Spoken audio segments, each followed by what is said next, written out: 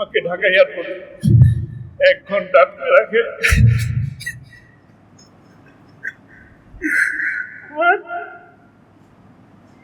আমার ভাইদের কেউ দেখতে দেয় নাই। হাসপাতালে নিয়ে এসে আমার ভাইদেরকে 1 সেকেন্ডের জন্য দেখা করার সুযোগ দেওয়া হয়নি। হাসপাতালে তার সাথে যে ছলনা করা হয়েছে, তার সাথে যে প্রতারণা করা হয়েছে, আমার পরিবারের সাথে যে রহস্যজনক আচরণ করা হয়েছে, যে তাকে হত্যা করা হয়েছে। আমি 25 তারিখে আমেরিকা চলে যাই, জুলাই মাসের 25 তারিখে। 20 তারিখে আপনার সাথে আমার শেষ দেখা হয়। পারিবারিক সাক্ষাৎ চেয়ে আপনার সাথে যখন দেখা করি, কবে যাবা জিজ্ঞেস করলেন। বললাম 25 তারিখে যাবো। তারপর কতদিন থাকবা? প্রায় 1 মাসের মতন থাকবো।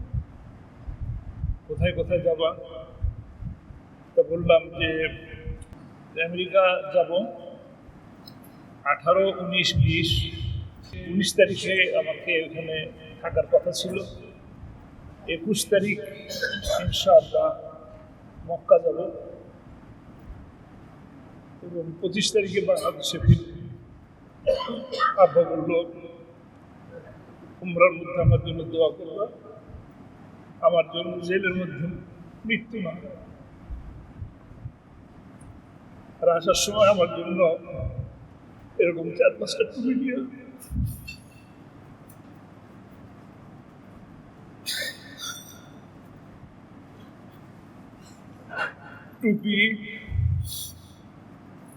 টুপি তো আনতে পারলাম না। 13 তারিখে দেখলাম যে হাসি মুখে আব্বাকে হাসপাতালে নিয়ে আসলো।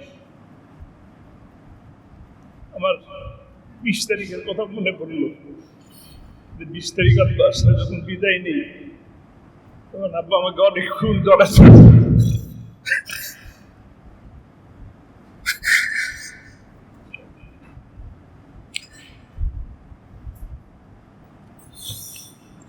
অনেকক্ষণ জড়ায় বসছে, কবরে আদর করছিলেন। আমি তার হাসি দেখে আমি ভয় পেলাম যে আব্বা তো অসুস্থ। আব্বা অসুস্থ হলে এরকম হাসি দিতে পারতেন না, নিশ্চয়ই কোনো ষড়যন্ত্র। আমি সেই কারণে সাথে সাথেই ওই রাতেই আমি প্লেনে উঠি। আমাকে ঢাকা এয়ারপোর্টে 1 ঘন্টা আটকে রাখে।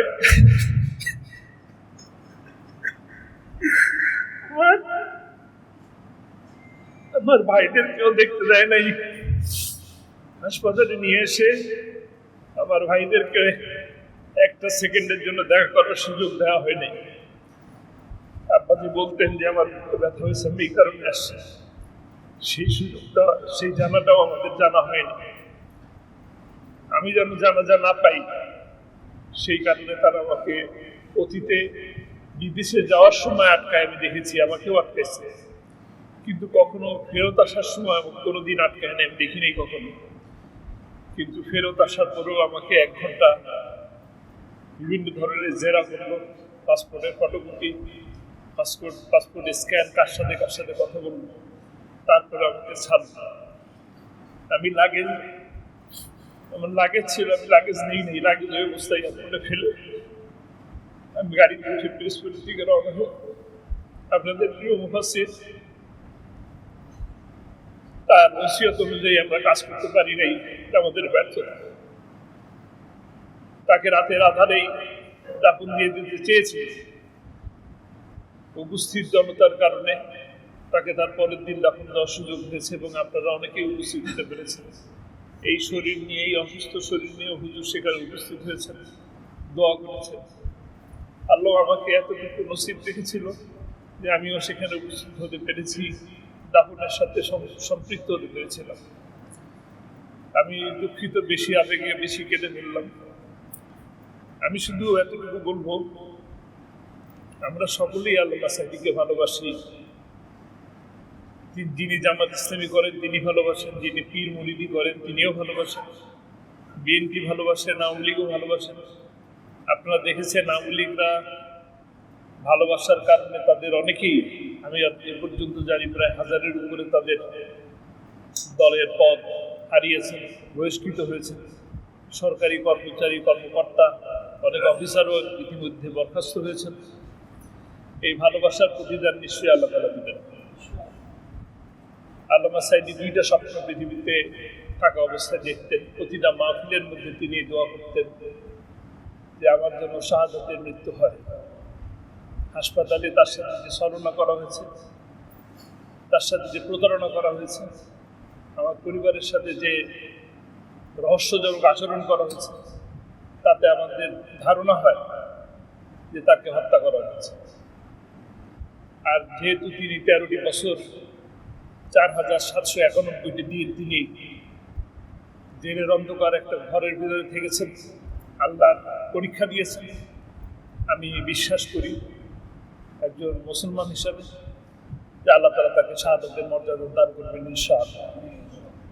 তার জীবনের 16 বছর যখন বয়স, তিনি তখন থেকে কোরআনের খিদমত করেন। তার জীবনে যখন তিনি আলিম পরীক্ষা দেন, তিনি তখন সর্বপ্রথম একটি বই লেখেন, বইয়ের নাম যুগের দর্পণ।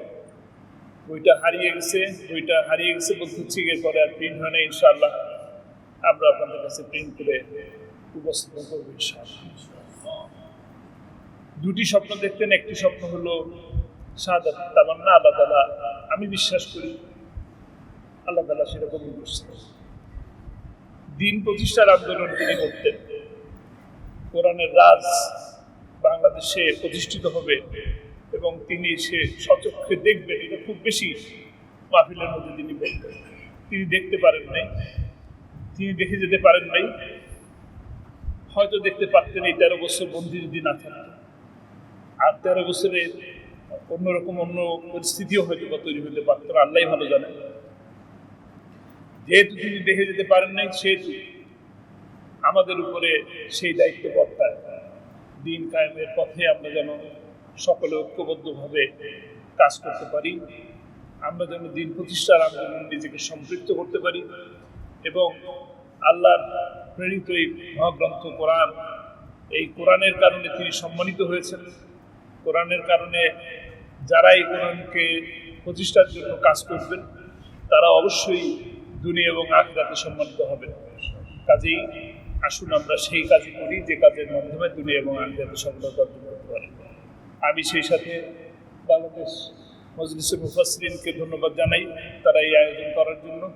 আর তারা যে কথা বলেছে, স্মারক গ্রন্থ প্রকাশ করা থেকে শুরু করে, আমি অবশ্য এর আগেও আমি কখনো সাহস করে হুজুরকে বলতে পারি নাই, কারণ আব্বার সামনে অনেক সময় সাহস করে কথা বলতে পারতাম না। হুজুরকেও ঠিক তেমনি সাহস করে অনেক কথা বলতে পারি না। আমাদের চলে যেতে হবে, এই কথা আমরা সকলেই জানি। তো কাজেই আমি চাচ্ছিলাম, আমি আমার ভাইদের সাথে অনেকের সাথে আলাপ করেছিলাম যে যেহেতু আব্বা দুনিয়ার মাটিতে সব থেকে বেশি ভালোবাসেন হুজুরকে, সব থেকে বেশি ভালোবাসতেন, আমার খুব ইচ্ছা ছিল যে দুজনের এক জায়গায়, বেয়াদবি নেবেন না, আমার খুব ইচ্ছা ছিল আমি আমার তারেক মনোয়ার ভাইকে, আমার মন্না আবুল কালাম আজাদ আজহারি ভাইকে, আরো অনেককে বলেছি যে এরকম এই দুইজনকে এক জায়গায় রাখার কোনো ব্যবস্থা আমরা উদ্যোগ নিতে পারি কিনা।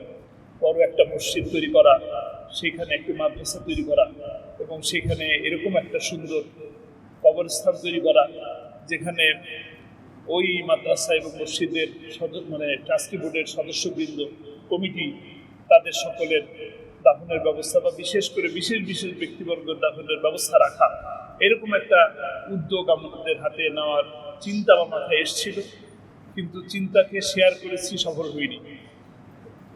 তো আমি আবেদন রাখবো যে আমাদের আব্বা তো আসলে খুলনায় দাফনের জন্য ওসিয়ত করেছিলেন, আমাদের উচিত এরকম কিছু সিদ্ধান্ত নিয়ে রাখা। আর আব্বার ব্যাপারে যে সমস্ত প্রস্তাবনা এসছে, আমি অনুরোধ করবো যেন প্রস্তাবনাগুলো বাস্তবায়ন করার চেষ্টা আমরা। আমার তৌফিক ইল্লা বিল্লাহ। আসসালামু আলাইকুম।